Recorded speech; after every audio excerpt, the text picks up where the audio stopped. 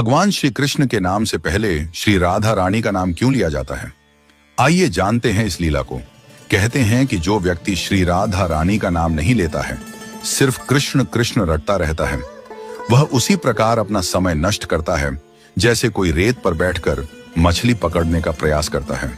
श्रीमद् भागवत नामक ग्रंथ में उल्लेख मिलता है कि जो भक्त श्री राधा का नाम लेता है, भगवान श्री कृष्ण सिर्फ उसी की पुकार सुनते हैं। इसीलिए कृष्ण को पुकारना है तो राधा को पहले बुलाओ। जहां श्री राधा होंगे वहां कृष्ण खुद ही चले आएंगे। पुराणों के अनुसार भगवान श्री कृष्ण स्वयं कहते हैं कि राधा उनकी आत्मा है, वह राधा में और राधा उनमें बसती है। श्री कृष्ण को पसंद है कि लोग भले ही उनका नाम नहीं लें, लेकिन श्री राधा का नाम जपते रहें। इस नाम को सुनकर भगवान श्री कृष्ण अति प्रसन्न हो जाते हैं। इस संदर्भ में कथा है कि व्यास मुनि के पुत्र श्री शुकदेव जी तोता बनकर श्री राधा के महल में रहने लगे। शुकदेव जी हमेशा राधा राधा रटा करते थे। एक दिन श्री राधा ने शुकदेव जी से कहा कि अब से तुम सिर्फ कृष्ण कृष्ण नाम जपा करो। शुकदेव जी ऐसा ही करने लगे। इन्हें देखकर दूसरे तोता भी कृष्ण कृष्ण बोलने लगे। श्री राधा की सखी सहेलियों पर भी कृष्ण नाम का असर होने लगा। पूरा नगर कृष्णमय हो गया, कोई राधा का नाम नहीं लेता था।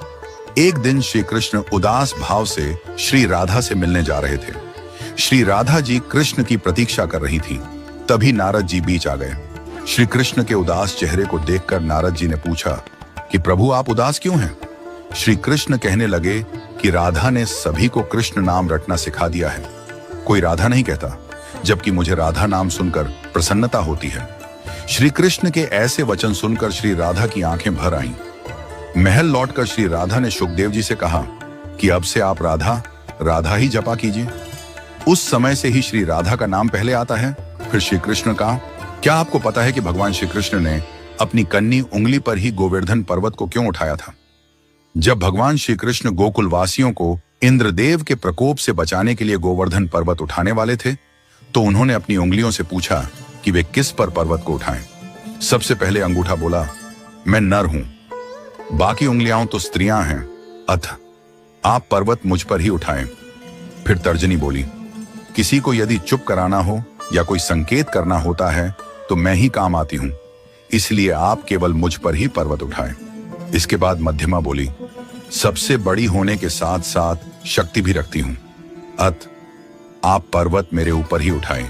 फिर अनामिका बोली, सभी पवित्र कार्य मेरे द्वारा ही संपन्न होते हैं।